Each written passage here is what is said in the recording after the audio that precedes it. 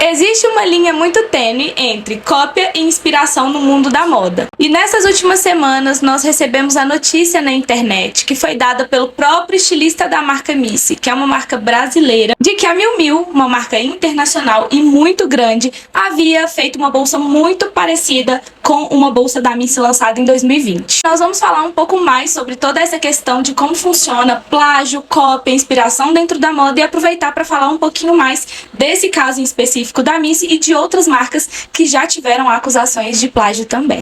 Oi, eu sou a Lorena Rodarte, estilista, e aqui nesse canal a gente fala de moda, beleza e tudo que permeia esse universo. Então, gente, já pode se achegar por aqui que hoje o assunto é babado, porque nós vamos falar de cópia, plágio no mundo da moda, e isso é assunto pra gente falar de muita coisa, já que muitos aspectos do mundo da moda envolvem essa questão de o que foi copiado, o que foi inspirado, tem processo de desenvolvimento de coleção também, tem questão de inconsciente coletivo que eu vou explicar pra vocês o que é, então fica tranquilo que nós vamos aqui por tópicos com calma e eu vou explicando tudinho pra vocês. Mas a ideia que surgiu de trazer esse vídeo pra vocês foi do caso de suposto plágio que aconteceu na semana passada, em que o estilista Iron Martin, que é o estilista da marca Missy, uma marca brasileira, eu vou falar um pouco da marca Missy pra vocês, ela é uma marca brasileira criada por ele e que vem nesses últimos anos ganhando espaço no mercado nacional por trazer muita representatividade da moda nacional dentro das semanas de moda e dos Fashion Weeks. Eles têm lojas, eles têm coleções maravilhosas, umas grandes referências assim de brasilidade nas coleções, como nessa coleção aqui que ele colocou... Como que chama aquele trem que põe cerveja de bar? Engradados. Que ele colocou engradados que simulam como se fosse engradado de bebida na passarela, porque a inspiração dele era essa estética toda de barzinho, sabe? A estética vapor de bar. Era bem nessa pegada a coleção.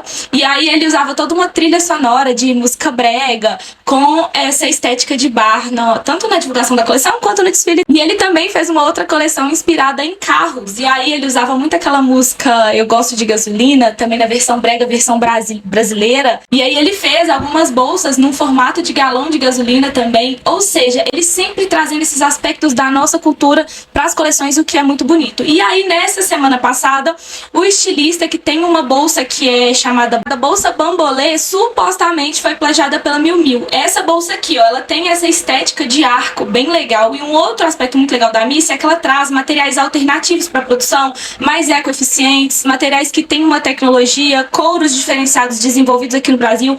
O Iron tem bastante essa atenção com a questão do material que ele usa nas coleções. Então essa bolsa aqui, ó, supostamente foi feita pela Miu Miu nessa releitura, ou possivelmente cópia, que vem nessa mesma estética de ter esse formato.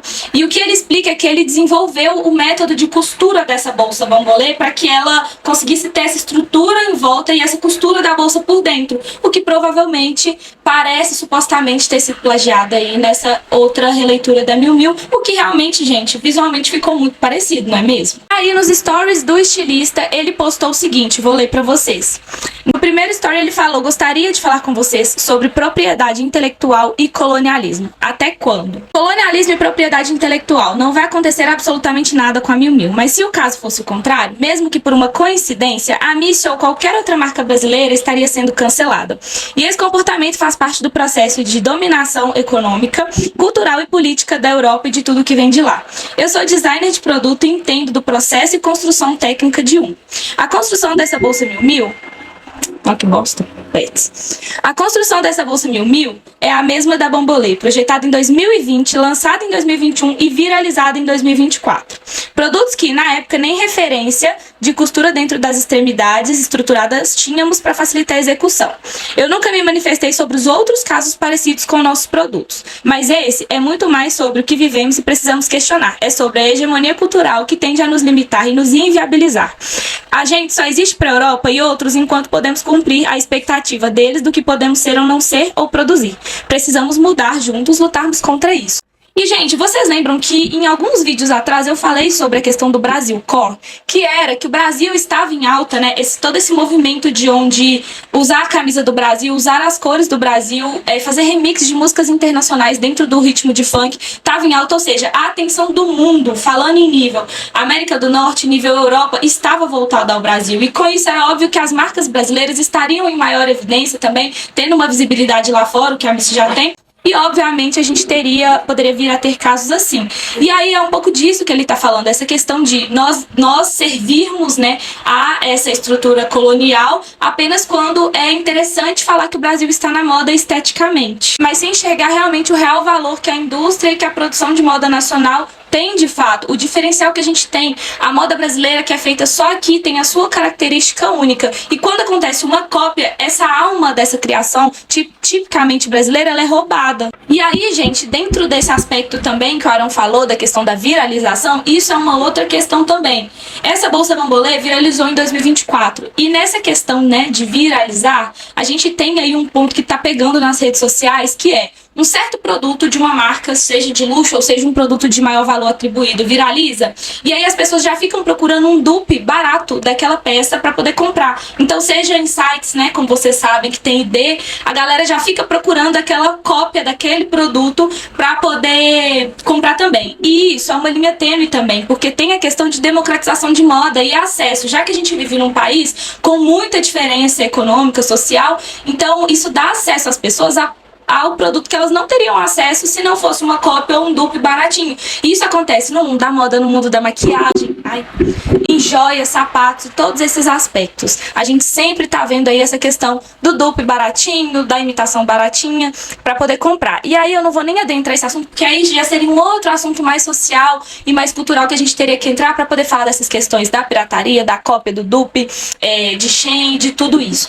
E aí, voltando ao cerne da nossa questão aqui, outras marcas grandes também já foram acusadas, e assim, gente, vou mostrar pra vocês com imagens, porque chega a ser inacreditável em alguns casos, entre próprias marcas grandes copiando marcas grandes também. Antes de adentrar essa questão das marcas grandes, eu só quero abrir um pequeno parêntese aqui para explicar pra vocês uma coisa que chama inconsciente coletivo, que é um fenômeno que pode acontecer de pessoas de diferentes lugares devido a globalização, excesso de informação, a gente está conectado pela internet, a gente acaba tendo as mesmas referências. E pode sim acontecer de duas pessoas em lugares diferentes ao mesmo tempo terem a mesma ideia. Isso pode acontecer, isso já aconteceu comigo quando eu era estudante, e isso pode vir a acontecer de fato. Mas não é a maioria dos casos, assim, não acompanha a quantidade de casos de cópia, não justifica todas serem questão de inconsciente coletivo. Então, fechando esse parênteses, agora vamos aos casos de marcas grandes que também já receberam esse tipo de acusação.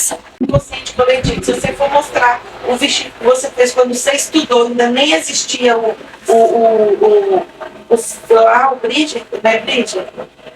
Isso é inconsciente coletivo. O vestido igualzinho. E outra coisa, você lembra quando eu fiz o vestido, lembra aquele vestido do...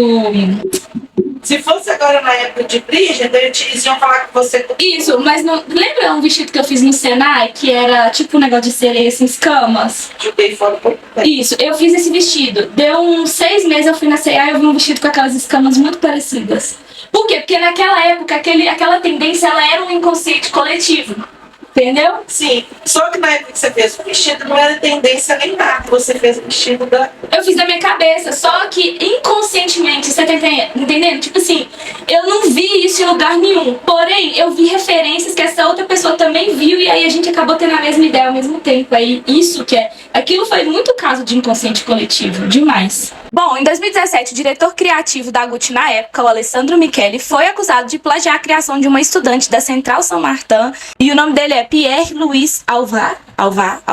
E aí ele alegou que o Michele copiou essa estética sci-fi e futurista de um desfile que ele tinha feito há poucos meses antes do lançamento da coleção da Gucci naquela época. E foi esse o caso que abriu margem para que esses estudantes viessem a pensar o quanto estudantes são copiados enquanto ainda estão enquanto estudantes, né, e não são credibilizados ou creditados de alguma forma por causa dessas criações copiadas. E óbvio que na época o Alessandro Michele negou essas acusações. E a gente teve também o caso de plágio da Balenciaga, que desfilou um par de sapatos supostamente plagiado na Semana de Moda de Paris de 2020 e que foi um dos primeiros lançamentos após a estudante Paula Canovas Del Vaz ter se formado. E esse plágio foi denunciado pelo perfil Diet Prata, que é como se fosse um tipo de olheiro da internet que coloca lá, né, ele faz as postagens das marcas que estão copiando ou dos dumpes, esse perfil posta tudo lá. E eles são extremamente relevantes, porque eles têm mais de 2 milhões de seguidores no Instagram. E mais um dos casos que eu vou citar aqui pra vocês é o caso da Balmain e da Mugler. Em 2018, o estilista Thierry Mugler, no qual a sua marca carrega o próprio nome, acusou o Olivier Rousteing da marca Balmain por supostamente plagiar os seus looks. Só que não era um look, não era uma peça, eram várias. Ele fez essas acusações dentro da sua própria conta do Instagram, o que chocou as pessoas, já que Mugler era super low profile e apareceu nas redes sociais já jogando essa bomba. Eu vou mostrar pra vocês os modelos que supostamente foram plagiados e a versão do Mugler e a versão da Balmain. Realmente muito parecidos, né, gente? O que vocês acham? Comenta aqui. Eu achei bem parecido, sei não, hein? Mas coloca aqui embaixo o que vocês acharam. E aí, gente, eu também quero fazer uma indicação de leitura pra vocês. Por quê? O processo criativo da moda é bem parecido com o processo criativo da arte. E na arte também acontecem muito essas questões de plágio e cópia. E aí tem o autor Walter Benjamin, é o filósofo alemão, que fala sobre esse assunto. O seu livro chama A Obra de Arte em Sua Era da Reprodutibilidade Técnica. Eu vou colocar o nome aqui embaixo porque é um nome bem grande. Se vocês quiserem procurar, essa é uma ótima leitura. Onde, resumidamente, ele explica pra gente como que quando uma obra artística ela é plagiada, essa obra ela perde a sua aura, que é a sua originalidade, que só a obra verdadeira possui aquilo. Toda obra de arte ela é criada com uma aura ali, com um pensamento que só tá ali dentro da cabeça de quem criou. A partir do momento que aquilo vira uma cópia, aquilo vira apenas uma reprodução vazia. E aí nesse livro vocês conseguem entender melhor sobre esse assunto, é uma leitura bem legal, vale a pena. Então, pessoal, não deixe de comentar aqui embaixo, eu quero muito saber a opinião de vocês. Eu espero que eu tenha agregado aí, explicando um pouquinho melhor como funcionam essas questões de plágio dentro da moda. A gente ainda tá desenvolvendo toda uma questão de fashion law, que são leis, né, que as pessoas ainda estão estudando melhor, estão começando a surgir mais profissionais dessa área, mais especializados para ter esse cuidado melhor com as criações e com a proteção desses... não sei o que, intelectuais. Com a proteção dessas propriedades intelectuais dentro da moda, isso ainda é um assunto muito discutido. E se você gostou desse vídeo, não esquece de deixar o like e se inscrever no canal para não perder mais nenhum conteúdo como esse. Eu espero que vocês tenham gostado. Obrigada por assistir até aqui. Beijo, beijo, tchau!